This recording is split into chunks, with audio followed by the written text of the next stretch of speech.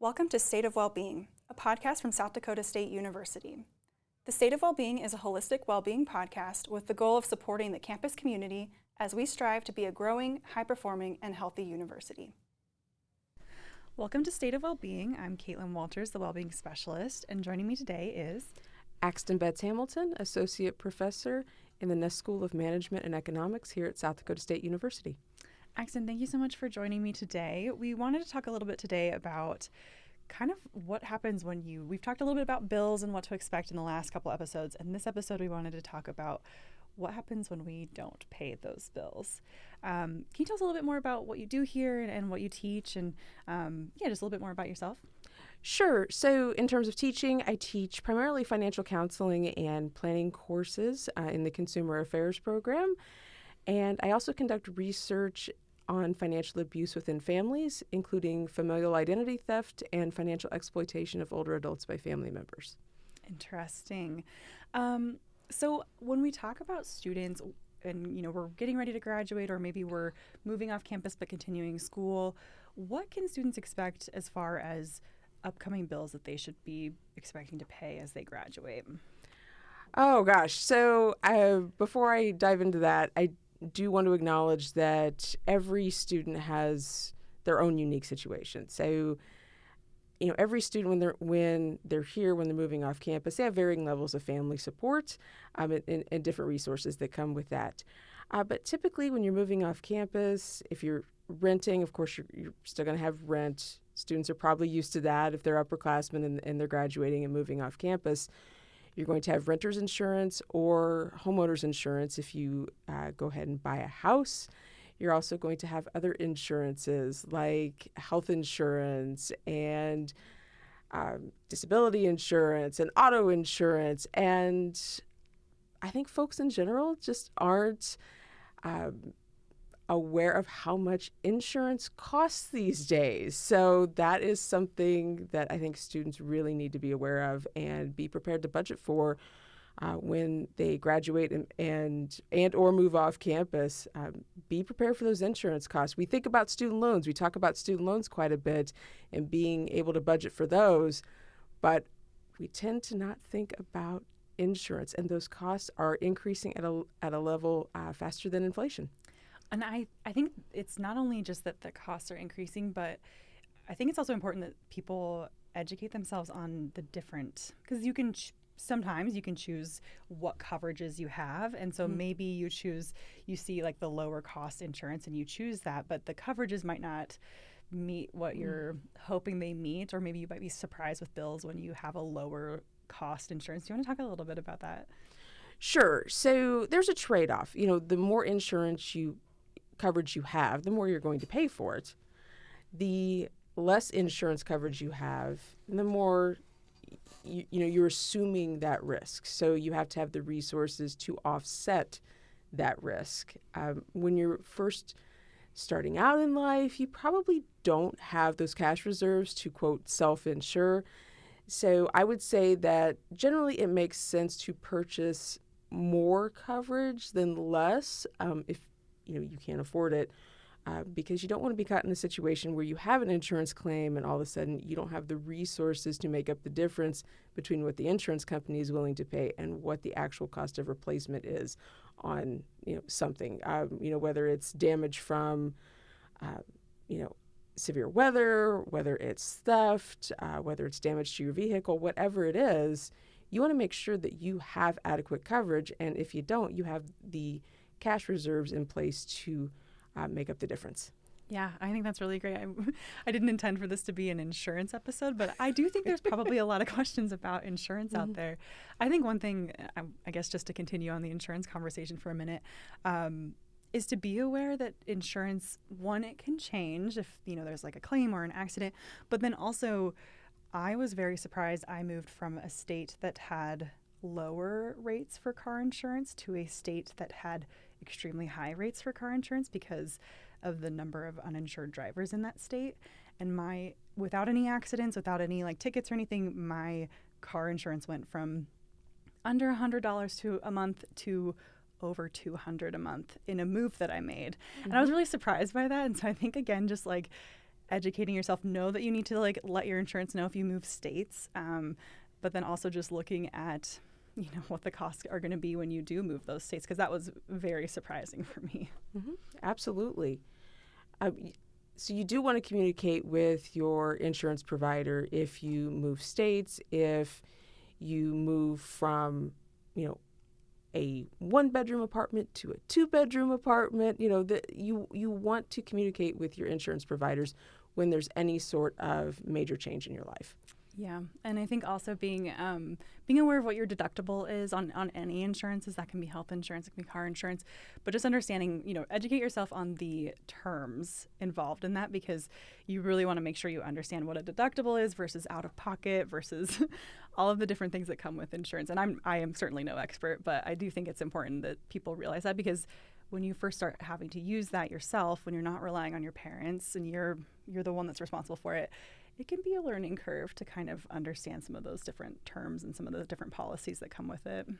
Absolutely. And when you're getting that first job after graduation, in your new employee packet, you're going to get all sorts of information about your health insurance coverage options and disability insurance coverage options and all the different insurance options that your employer offers.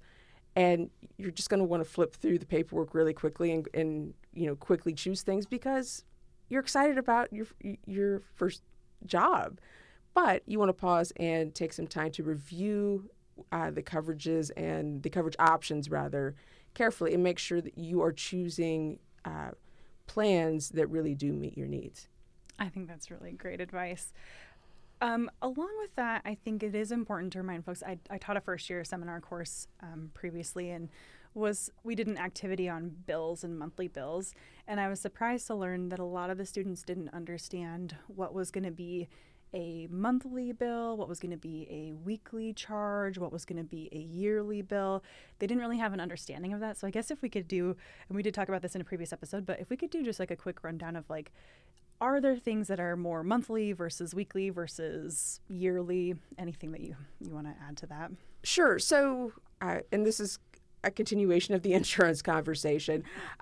So your insurance coverages, particularly your auto insurance or your renters or your homeowners insurance, that doesn't have to be paid monthly. It can. You can choose to pay monthly. You're going to pay more for that privilege.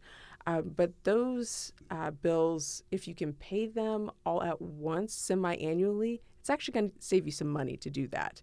But you're going to want to budget every month and set aside the money to make sure that you have the money to pay that bill when it's due every 6 months. Bills that are due monthly include things like utilities and rent or your mortgage.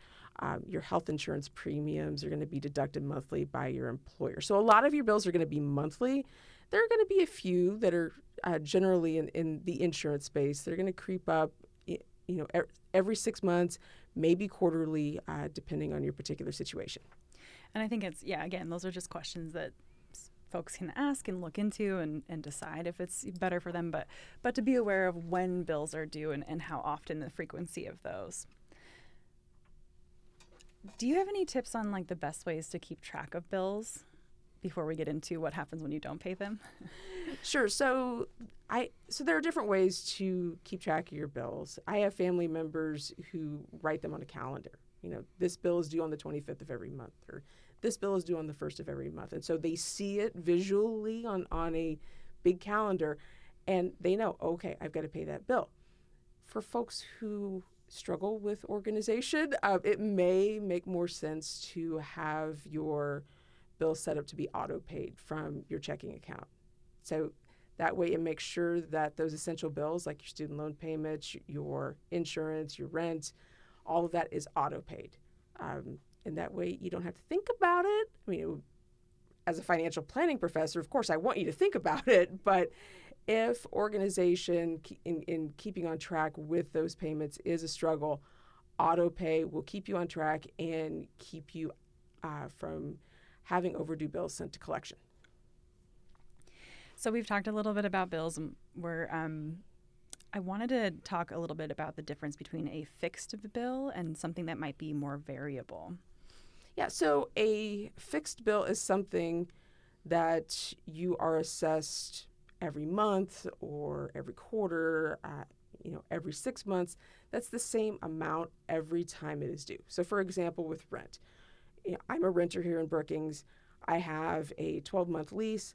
I know exactly what my rent payment is every month for 12 months until the next lease comes up, and then the rent usually changes a little bit. So those bills that are the same in amount every time you pay them, that's considered a fixed bill or a fixed expense. Variable expenses are ones that you have more control over, like eating out. And I know, students and folks in general can struggle with keeping those costs under control. Also groceries. So, we can keep those under control, even though we think we have less control over that. We can shop sales, we can do couponing. There are ways to keep those grocery expenses more under control. That's great. So now we'll move into kind of what we had planned for this episode. What happens if I don't pay a bill, or if I pay a bill late? Maybe we could start with what happens if I pay a bill late, and then we can go into what happens if I forget the bill or I do not pay it. Sure. So if you pay a bill late, what's going to happen is you're likely going to be assessed a late fee by the provider. And if it's a credit card, you may get assessed a default interest rate for a period of time after making that payment late. If it is a credit account, the late payment will be reported to the credit reporting agencies as a late payment. So your monthly payment history with different types of credit, that's going to be reported to the 3 credit reporting agencies. And those are Experian, Equifax, and TransUnion every month. That is the largest component of your credit score. So paying your bills on time every time is going to be the fastest way to build good credit. Can we talk a little bit about credit scores? What makes up your credit score, or at least like a basic overview of it, because maybe some people aren't super familiar with that. Yeah, absolutely. So your credit score, I should back up and say there are 2 credit scoring formulas out there. So there's FICO, that stands for Fair Isaac and Company or Corporation. So their formula is a little bit like the Coca-Cola formula. Like, it just doesn't get out there in the world. But we know the relative weights of what goes into your FICO score. There's also a competing model that was developed. It's called the Vantage score. The weight of different variables like your payment history, it's a little bit different with Vantage scores. They're not too terribly different. But for example, your payment history has a weight of 35% in FICO, whereas it's 40% with Vantage. So your Vantage score for most folks is going to be a little bit higher than your FICO score. If you have a credit card that has a benefit of being able to see your credit score, and I think most folks do, probably what you're seeing is your Vantage score, not your FICO score. So FICO scores you generally have to pay for. Most lenders use FICO, not Vantage. So your FICO score is probably going to be lower than your Vantage score by a little bit. Before going out and getting a new car loan or a mortgage, it's going to be worthwhile to pay to get a copy of your FICO score so you see what the lenders are saying. Other factors that go into your credit score are amounts owed. So you want to keep what's known as your credit utilization below 30%.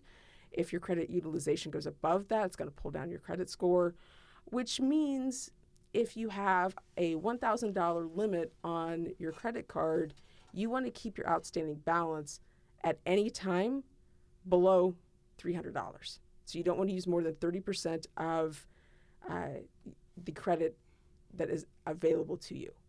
So that is the second largest component of your credit score. Your credit mix. So, what's your mix of unsecured debt versus secured debt? Unsecured meaning there's no collateral or nothing of value to back it up. Something that would be considered collateral would be a car, a house, a boat, whereas credit cards, they're unsecured. There's nothing of value that a lender could seize to pay off the debt should you choose to default on that debt. length of credit history, that's another component in your credit score. That is something I tell students you can't control. You can't make time go faster, but you can control, at least to the best of your ability, your payment history and the amount of debt you owe. So keeping that credit utilization below 30%. Thank you. I think that's really helpful. How long does it take for, a late bill to affect my credit? Is there a certain amount of time? Does it matter? 30 days. 30 so days. Lenders will report to the credit bureaus every month your payment history. So whether it's late, whether it's not received, you can go into annualcreditreport.com. So again, annualcreditreport.com, for those who are not familiar with it, you can pull each of your credit reports. So your Experian report, your Equifax report, your TransUnion report, now weekly for free. It used to be once a year, hence annualcreditreport.com, but since COVID, it's now weekly. You will see on there with every account your payment history, and it will tell you the month and, did you pay on time? Did you pay late? Did you not pay at all? If you didn't pay, when was the account charged off? When was it turned over to collections? And so when you say 30 days, is that like if I'm a day or two late on my bill, does that affect my credit score? It can. Absolutely. If let's say, okay, so we're recording this in April. Let's say you had a bill due on April 1st. It's late. It could be reported to the credit reporting agencies that for April of 2025, your payment was late. Wow. And I think that's important to know, knowing that it is one of the largest impacts on our credit score, and that even when we think, oh, it's just a few days late, it's just a week late, I did pay it eventually, that it's still impacting that score. And then later on, that it can impact your ability to get approved for homes, for vehicle loans, for all sorts of things. And it can stick with you for a while. How long does that impact your credit score? If I had a late payment, how long is that going to show up on my credit score? Oh, that's a good question. So it does. I'm trying to remember off the top of my head how long that takes. If the account goes to collections, that negative information will stay on your credit report for 7 years.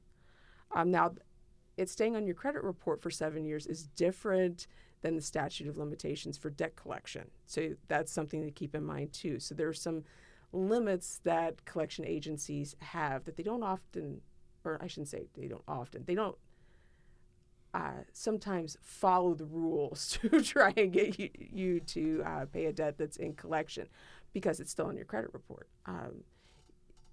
In most states, the statute of limitations for debt collection is 6 years, even though it stays on your credit report for 7. Most people don't know that. So some states are a little bit different. Some it is 7 years, some it is 5 years for the statute of limitations. But no matter what, if an account goes into collection, it's considered a negative account and it will stay on your credit report for 7 years. Do you, and this might be putting you on the spot, but do you know off the top of your head the most common type of bill to go to collections? I'm just curious if you know. Oh gosh, I think that is a toss-up between credit cards and medical debt. Medical would have been my guess. Anytime I've known any friends who have had bills go to collections, it's typically like kind of a surprisingly small medical bill. And they just kind of forget about it. They didn't take it very seriously. And then eventually it went to collections. And there was kind of a moment of like me trying to explain that you really don't want that to go to collections. If you can scrounge up the money to pay for that, it would probably be best if you could take care of it. But what does that mean when something goes to collections? So when an account goes to collections, that means the original creditor has charged off the account. And simply put, that means they have exhausted all of their efforts to try and collect from you. They have sold your debt for a fraction of, the dollar. So it might be 50 cents on the dollar, it might be 75 cents on the dollar, whatever it is, to a third-party collection agency that is then going to try and collect from you. And they're probably going to try and collect from you harder than what the original creditor did, because any money they obtain, they don't necessarily have to share that back with the original creditor, and that's gravy to them. If they can get the full amount back and they paid 50 cents on the dollar for it, they've made a lot of money. So they're going to be, aggressive, I think. I mean, that's a little bit of a strong term, but in my experience as an identity theft victim in dealing with collection agencies, they can be ruthless, and there are rules in place to keep debt collectors in line, so to speak. So there's the Fair Debt Collection Practices Act that is still in effect. The Fair Debt Collection Practices Act says debt collectors can't do things like call you at unreasonable hours or call you, repeatedly. And I'm talking, they call you, you hang up, they call you again, you hang up, they call you again. They can't use abusive language. I mean, there are rules in there that say what debt collectors can and cannot do. So it is important, I think, just for the average consumer to know that legislation exists. And it's good to review it, I think, just to know what debt collectors can and cannot do. And if you can catch a debt collector doing something they shouldn't be doing, you can report them and you can potentially receive some remuneration for that. Not necessarily a challenge, but something to keep in mind. Right. So how does having a debt go into collections, how does that affect someone financially and possibly legally? So having a debt go into collections, it's going to pull down your credit score. So that is going to show on your credit report near the top as a negative account. And that is going to pull down your credit score, and it's going to stay on there for 7 years. Legally, a debt collector or even the original creditor could try and sue you for the debt in small claims court, depending on the amount of the debt, or in a higher level court if it's a substantial amount of debt. You could incur legal fees, court fees. As a result of that, your wages could get garnished. There's just a lot of outcomes that could result from having an account that's gone to collections end up in the legal system. In my experience, and again, this is going back to my own personal experience with identity theft and having accounts in collection, the collection agencies generally will try and sue if they're going to do it right before the statute of limitations runs out for their ability to collect the debt. So if the statute of limitations in your state is 6 years, they might file a lawsuit against you 5 years and 9 months into it. Right? It's the last ditch effort usually because it's time consuming. It's an expense to file in court and try and track down the debtor. But there are collection agencies that are willing to roll the dice and do that. So just something to be aware of. What resources are available for someone when it comes to they're realizing they can't pay a bill on time, or something's gotten away from them and they're worried about having a bill go late or go into collections? Any resources? I think the best thing you could do is communicate with the lender. You don't want to ignore letters from lenders or debt collectors, and you want to reach out to that lender before things get too bad, before too much time has elapsed. You want to tell them, hey, I want to make good on this debt. What can we do?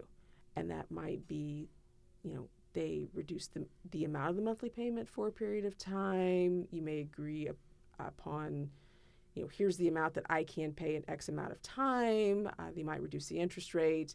There's a whole host of options. But if you reach out to your lender, if you make the contact, they are more willing to work with you to come up with some sort of solution so they can get at least some of their payment now, and then you'll get, reach an agreement for paying off the total amount that you're late on at a later point in time. Because lenders understand, things happen, people lose jobs, especially right now with everything that's going on, with the federal layoffs, things happen. Lenders do understand that to a degree, but they still want to be paid. So they are willing to work with you, but you have to be the one to reach out. And there's a lot of shame that can be associated with that. I'm a bad person, or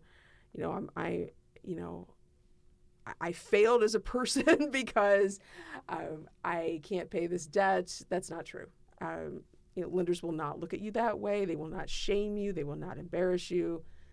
They are willing to work with you, but you have to be the one to make the contact.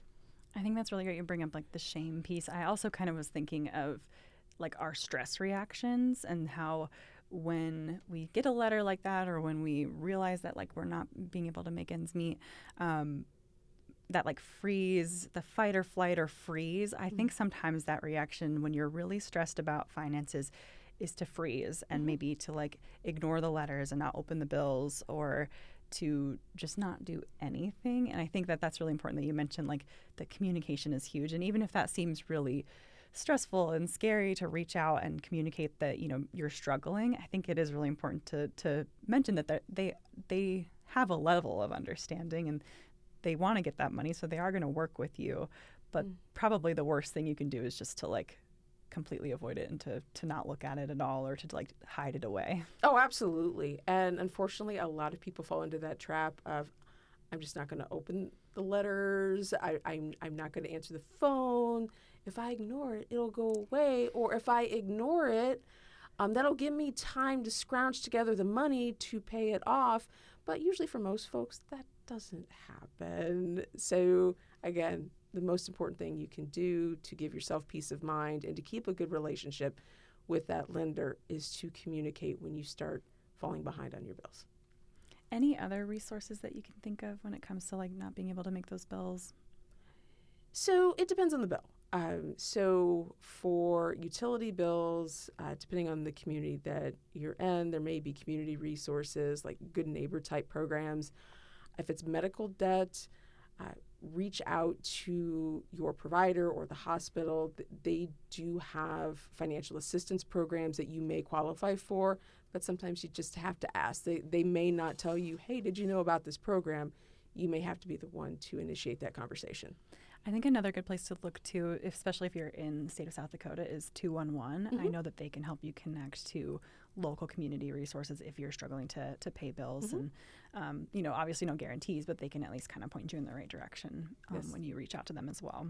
And that's a number that you can either text or call. You can also go to their website too. You've talked a little bit about your experience with fraud, and I guess any tips on keeping an eye out for that, and like what are some of the red flags that people should be looking for when it comes to fraud, and if they're seeing things go to collections that they don't recognize, what to look for? So I think the best thing anybody can do is freeze your credit. And you can do that for free now. So back when I was a victim of identity theft, you couldn't do that. Credit freezes didn't exist. Now everybody can freeze their credit report with each of the 3 credit reporting agencies for free, which means no one can open new credit accounts in your name, including yourself. So if you want to get a new car loan or a mortgage, or you're applying for, a new apartment, and your property management company wants to run a credit check on you, you have to temporarily lift the freeze, and then you have to put the freeze back on. So there's a little bit of extra steps there, but I think it's worthwhile. It gives you peace of mind that no one can open new credit accounts in your name. Monitoring your existing accounts on a daily basis, I think, is helpful too. So if you see a charge against your credit card, or you see a charge against your bank account, and you're like, wait a minute, I didn't do that, you can get on it right away. And so there are some limitations with regard to how long you have to report a fraudulent transaction to your bank or to your credit card company. So the sooner you get on that, the more likely it is that you are not going to incur any fraud losses. I actually I freeze my accounts. My information was part of a state one of the drivers, the DMV, they had their information hacked, and the state had to pay for coverage for us. And so I had frozen all of my credit reports, and we were trying to apply for a home loan, and they said, something's up with your credit score. And it was so easy. One, it was really easy to freeze all of my accounts right away. And then it was really easy to go in and unfreeze, and they were able to run my credit for the mortgage and pretty quickly, and then I was able to freeze it again. But I think it is like such a nice peace of mind, because you know that it's locked down, and they run into it, and it doesn't allow them to get into it, which was a reassurance, I guess, that it was working for me. Mm-hmm. And then finally, any tips on developing systems or habits to help manage bill payment to kind of keep us from getting to that point? So I think one really good system to start off with initially is know how much you're spending. So many young adults, and honestly people in general, don't know how much they're spending and what they're spending it on. And I use an assignment in one of my courses where I have students track their spending, where I tell them every dollar you put in the vending machine, I want to know about it. Not because I'm going to judge you on what you're spending, but I want you to know where every dollar is going for that month. I think everybody should do that. So you know how much is going out in bills and other expenses, and you also know how much is coming in. And once you have a good handle on that, you can plan for how you're going to make those monthly bill payments and where you might need to cut expenses to make sure that you can make those monthly bill payments on time. I think that's great advice. Anything else you want to talk about on this topic of bill payment and avoiding, going to collections, things like that? Well, I do want to circle back to the insurance conversation a bit. So I do want to share that we are offering a new class in the Ness School in spring of 26 for undergraduates. So it's Finance 492. There are actually two sections. There's a retirement planning section and an insurance planning section. So it's called Family Insurance Planning. If you are interested in that, you want to learn more about insurance, please, if you're a student, consider signing up for FIN 492 in spring of 26. I really wish that had been available when I was a student, because that sounds great. Well, Axton, thank you so much for joining me today. I really appreciate all of your insight and sharing your wonderful knowledge with us. Oh, it was great to be here. Thank you. Thank you. Today's processing questions are: what are 2 tips for developing habits to manage bill payments? And what are 2 things that happen if I don't pay my bills on time? Thank you for listening to this episode of State of Wellbeing, a podcast from South Dakota State University. This podcast is brought to you by the Mental Wellbeing Team and SD State Health.